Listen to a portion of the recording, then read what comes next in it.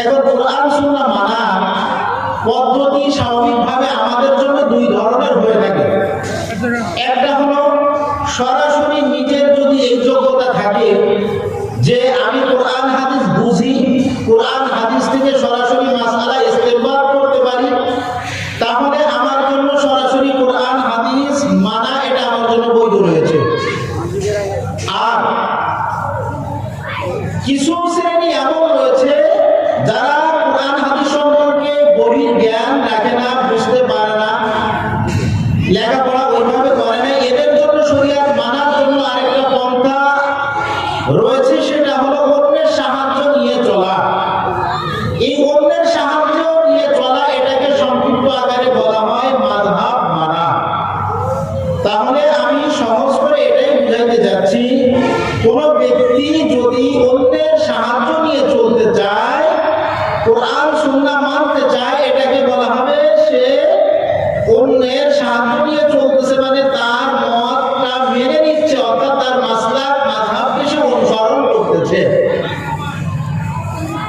তো এই জন্যই মানার জন্য আমাদের সহজ পথ, যারা কোরআন হাদিস বুঝি না, কোরআন সুন্নাহ মানার জন্য সহজ পথ হলো অন্যের সাহায্য নিয়ে চলা। প্রিয় উপস্থিতি, এখন একটা বিষয় হলো আমরা আমাদের এই বিষয়টা বোঝা দরকার যে মাযহাব শাব্দিক অর্থ কি। আমরা এমনভাবে বলতে পারি যে মাযহাব অর্থ হলো চলার পথ, মানুষের চলার পথ, অর্থাৎ দ্বীনের রাস্তায় চলার একটা পথ, মাধ্যম, এটাকে মাযহাব বলা হয়। তো প্রিয় উপস্থিতি, আমাদের আরো একটু গভীরভাবে বোঝা দরকার যে হুজুর আলোচনাতে আসলো মাযহাব মানা, অনুসরণ করা, অন্যের সাহায্য নিয়ে চলা। এই সাহায্য নিয়ে চলা বা মাযহাব মানা এটা কি আমাদের বর্তমান জামানায় আবিষ্কৃত হয়েছে, নাকি খায়রুল কুরুনের মাঝে ছিল, সাহাবা আজমাইনের মাঝে ছিল? প্রিয় উপস্থিতি, আমরা একটু লক্ষ্য করে দেখতে পাই সাহাবা আজমাইনের জামানায়ও মাযহাব ছিল।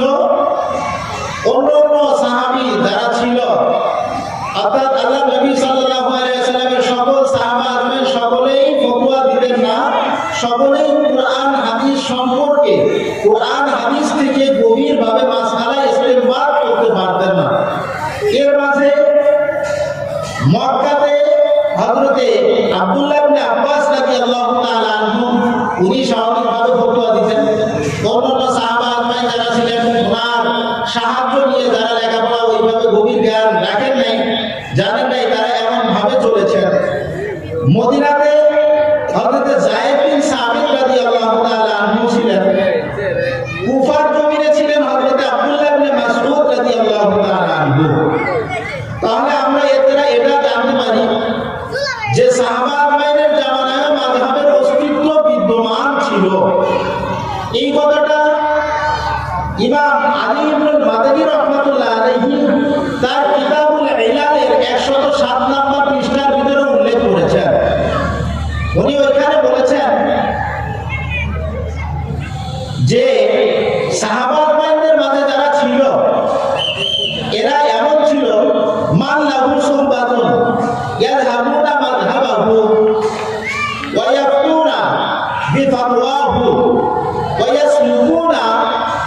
সাহাবা আজমাইনের মাঝে যারা ছিল সকলেই ফতোয়া দিতেন না, কিছু কিছু সাহাবা আজমাইন ফতোয়া দিতেন, তাদের ফতোয়া অনুসরণ করে বাকি সাহাবীরা তারা দিনের পরে সহজে তাদের জিন্দেগিটাকে পরিচালনা করতেন।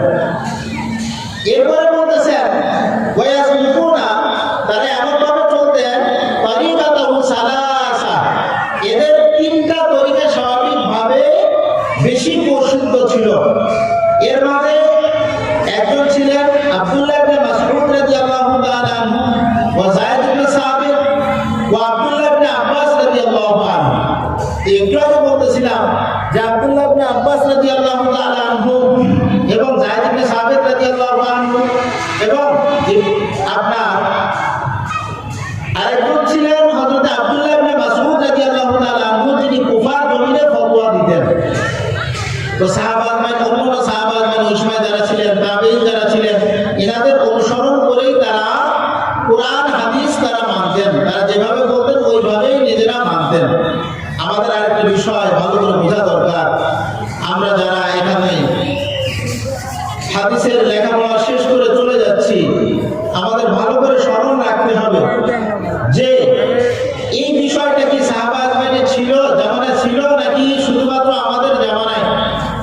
একটু আগে বললাম কিতাবুল ইলাল আলী ইবনে মাদানী রাহমাতুল্লাহ আলাইহি উনার কিতাবের 107 নম্বর পৃষ্ঠার ভিতরে আলোচনা করেছেন। প্রিয় উপস্থিতি, তো অনেকেই এমন প্রশ্ন করতে পারে যে হুজুর, আমাদের সরলমনা মানুষদেরকে অনেকে ধোঁকা দেওয়ার জন্য বিভিন্ন ভাবে ঘায়েল করার জন্য বিভিন্ন প্রশ্ন ছুড়ে দেয়, কয় যে আপনি কোরআন হাদিস মানবেন নাকি মাযহাব মানবেন।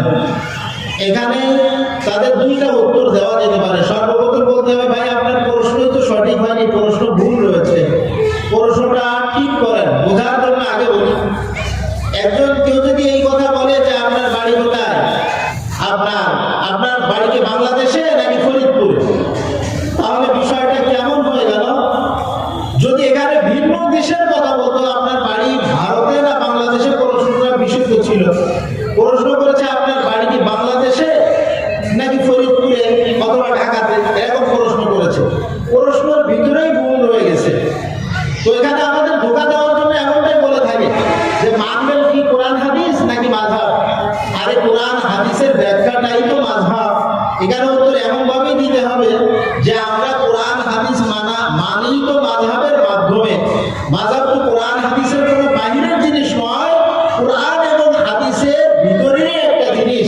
তারা এমন ভাবে দাঁড় করতে চায় যেমন জানি মাযহাব একটা স্বতন্ত্র ভিন্ন ধর্ম, কোরআন সুন্নাহ হলো আরেকটা স্বতন্ত্র ভিন্ন ধর্ম। এই যে আমাদেরকে ধোঁকা দিতে থাকে, এই ধোঁকা থেকে আমাদেরকে বের হয়ে আসতে হবে। সময় সীমিত, সংক্ষিপ্ত আকারে এরপরে আমাদের কয়েকটা বিষয় সামনে আলোচনায় আসতে হবে, এজন্য সংক্ষিপ্ত আকারে বলতেছি। প্রিয় উপস্থিতি, অনেকেই প্রশ্ন করে থাকেন পৃথিবীর জমিনে তাহলে শুধুমাত্র এই চারটা মাযহাবই আমাদের মানতে হবে, আর কোনো মাযহাব মানা যাবে না। বিষয়টা এমন না। মাযহাব যে সময় অনুষ্ঠিত হয়েছে, অর্থাৎ মাযহাবের ইমাম যারা রয়েছেন, ইমাম আবু হানিফা রাহমাতুল্লাহ আলাইহি, শাফি রাহমাতুল্লাহ আলাইহি, আহমদ ইবনে হাম্বল রাহমাতুল্লাহ আলাইহি, এরপরে এই যে বড় বড় চারজন ইমাম রয়েছেন, এনাদের জামানায় আরো অনেকের মাযহাব প্রচলন ছিল। একটু আগেই বলে এসেছি সাহাবা আজমাইনের জামানা থেকে এর অস্তিত্ব ছিল। ইমাম আবু হানিফা রাহমাতুল্লাহ আলাইহি উনি হানাফি মাযহাবের অনুমোদনদাতা, অর্থাৎ ওনার থেকেই ওনার অনুসরণ করে হানাফি মাযহাবটা চলে। এখানে বোঝার বিষয় শুধুমাত্র ইমাম আবু হানিফার উপরে হানাফি মাযহাব চলে এমনটা নয়। ইমাম আবু হানিফা রাহমাতুল্লাহ আলাইহি মাযহাবের মাঝে বড় বড় 40 জন ফকিহ মুহাদ্দিস, বড় বড় হাদিস বিশারদগণ ফকিহগণ ছিলেন। তো প্রিয় উপস্থিতি, ওনাদের সমন্বয়ে এই মাযহাবটা সংগঠিত হয়েছে।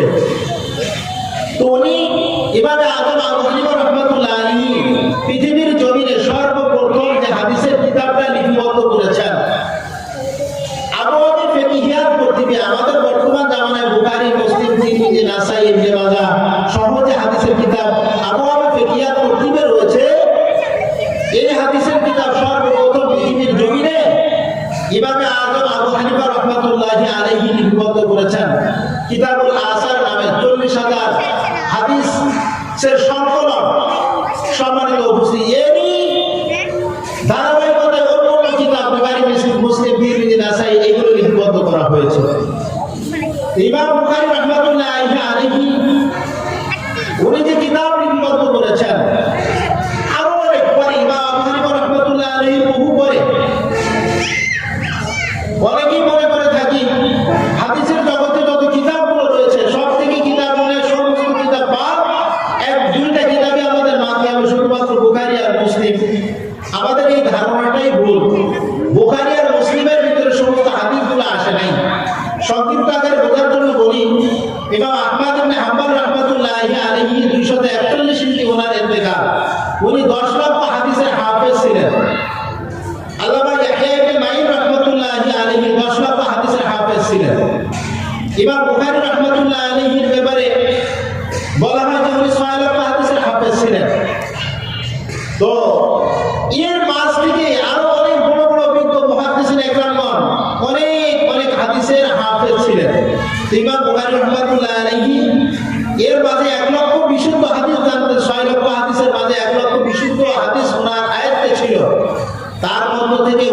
ওনার কিতাবের ভিতরে হাদিস এনেছে 7,000-এর কিছু বেশি, 8,000-এর থেকে কম। আর যদি পুনরাবৃত্তি বাদ দেওয়া হয় হাদিসের সংখ্যা 4,000-এর মতো হয়। উনি নিজেই ওনার হাদিসের কিতাবটা নামকরণ করেছেন আল জামিউল মুসনাদ আস-সাহিহুল মুখতাসার মিন উমুরি রাসূলিল্লাহি সাল্লাল্লাহু আলাইহি ওয়াসাল্লাম ওয়া সুনানিহি ওয়া আইয়ামিহি আল মারুফ বি সাহিহিল বুখারী, এই নামে নামকরণ করেছেন। তো ইমাম বুখারী রাহমাতুল্লাহি আলাইহি উনি নিজেই এই কিতাবের নাম দিয়েছেন আল মুখতাসার, মানে যে হাদিসের কিতাবটা লিপিবদ্ধ করা হয়েছে এটা সংক্ষিপ্ত। এর দ্বারা বোঝা যায় এটাই যে ওনার কিতাবের ভিতরে সকল হাদিসগুলো উনি উপস্থিত করতে পারে নাই। আল্লামা ইবনে আবি রাহমাতুল্লাহ আলাইহি আল কামিলের 1 নম্বর খণ্ডের 226 নম্বর পৃষ্ঠার ভিতরে বলেন, ইমাম বুখারী রাহমাতুল্লাহ আলাইহি একটা বাক্য উনি উদ্ধৃতি দিয়েছেন, মা আদখালতু ফি কিতাবি আল জামি ইল্লা মা সাহহা ওয়া তারাকতু মিনাস সিহাহি ইমাম বুখারী রাহমাতুল্লাহ আলাইহি বলেন, আমার এই কিতাবের ভিতরে যা কিছু অন্তর্ভুক্ত করেছি যেগুলো আমার কাছে বিশুদ্ধ অর্থাৎ বিশুদ্ধ এগুলোই আমি অন্তর্ভুক্ত করেছি। আর কিতাব বন্ধ হয়ে যাওয়ার কারণে অনেক অনেক হাদিসকে আমি পরিত্যাগ করেছি, ছেড়ে দিয়েছি, কিতাব দীর্ঘ হয়ে যাবে এই জন্য। প্রিয় উপস্থিতি, তাহলে আমরা বুঝলাম যে সমস্ত হাদিস ইমাম বুখারী রাহমাতুল্লাহ আলাইহি বুখারীর ভিতরে উপস্থিত হয় নাই। তো আমাদের বিষয়গুলো বোঝা দরকার যে কোরআন এবং হাদিস যে কথা বলতেছিলাম আমাদের মানতে হবে, যারা লেখাপড়া জানি না, কোরআন হাদিস বুঝি না, যে জানে তার সহযোগিতা নিয়ে। আসলে দেখেন, মুহাদ্দিস যারা ছিলেন সকল মুহাদ্দিসরা ফকি ছিলেন না, কিন্তু সকল ফকিরা মুহাদ্দিস ছিল, এটা একটা মূলনীতি। ফকি হতে হলে মুহাদ্দিস হতে হয়, কিন্তু মুহাদ্দিস হতে হলে ফকি হওয়া জরুরি নয়। হাদিস বোঝার ক্ষেত্রেও ফকি যারা ছিলেন এদেরকেই প্রাধান্য দেওয়া হয়েছে। আল্লামা সুফিয়ান ইবনে ওয়াইনা রাহিমাহুল্লাহ উনি বলেন, উনি এই কথাটা উল্লেখ করেছেন আল জামি কিতাবের 118 নম্বর পৃষ্ঠার ভিতরে উল্লেখ করেছেন, আল হাদিসু মাদিল্লাতুন ইল্লা লিল ফুকাহা। হাদিস হলো এমন যে কেমন জানি মানুষকে পদচ্যুত করে দেয়, তবে যারা ফুকাহা রয়েছে, হাদিস থেকে মাসআলা ইস্তিনবাত করতে পারে, গভীরভাবে গবেষণা করার যোগ্যতা রাখে, এদের জন্য হাদিসটা বিশুদ্ধ পথ দেখাইতে পারে। তাহলে এর দ্বারা এটাই বোঝা যায় যে হাদিস একমাত্র ফকি যারা রয়েছে এরা হাদিস থেকে গভীরভাবে মাসআলা ইস্তিনবাত করতে পারে। তিরমিজি শরীফের 1 নম্বর খণ্ডের 118 নম্বর পৃষ্ঠার ভিতরে ইমাম তিরমিজি রাহমাতুল্লাহ আলাইহি উল্লেখ করেছেন, উনি বলেছেন ওয়াকাদালিকা ক্বালা আল ফুকাহা, উনি বলেছেন যে ফুকাহা যারা রয়েছে ওয়াহুম আলামু বিমানিল হাদিস, ফকিগণরা হাদিসের অর্থটা খুবই ভালো করেই জানেন, ভালো করেই বোঝেন। প্রিয় উপস্থিতি, এজন্য আমাদের বোঝা দরকার যে যারা বিজ্ঞ ফকিগণ রয়েছে কোরআন হাদিসের গভীর জ্ঞান তারাই রাখেন, মাসআলা মাসাইল ইস্তিনবাত করার ক্ষেত্রে এনারাই অভিজ্ঞ, আর ওনাদের থেকেই আমাদের কোরআন সুন্নাহ মাসআলাগুলো আয়ত্ত করা দরকার। প্রিয় উপস্থিতি, আলোচনার সর্বশেষ দিকে চলে আসতেছি।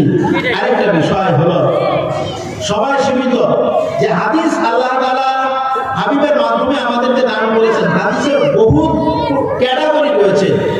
সর্বপ্রথম হাদিসকে বিভক্ত করা হয়েছে এমন ভাবে, একটা হাদিস মারফুউ হবে অথবা মাকবুল হবে। মাকবুল যদি হয়, গ্রহণযোগ্য যে হাদিসগুলো রয়েছে, এটা আবার 4 ভাগে বিভক্ত করা হয়েছে, সহিহ লিজাতিহি, সহিহ লিগাইরিহি, হাসান লিজাতিহি, হাসান লিগাইরিহি। মারফুউ যেটা রয়েছে এটাকে আবার কয়েকভাবে বিভক্ত করা হয়েছে। প্রিয় উপস্থিতি, আমরা বুঝি কিছু ভাইয়েরা আছে শুধু সহিহ হাদিস বলে মুখে ফেনা তোলে। সহিহ বলতে শুধুমাত্র বিশুদ্ধ অর্থ এটা নয়, সহিহ দ্বারা কি উদ্দেশ্য এটা আমাদের বোঝা দরকার। মুহাদ্দিসিনদের পরিভাষায় হাদিসে সহিহ বলা হয় অহুয়া মাত্তাসালা সানাদহু বিল উদুল যাবিতিনা মিন গায়রি শুজুজিন ওয়ালা ইল্লাতিন। এটা শুধু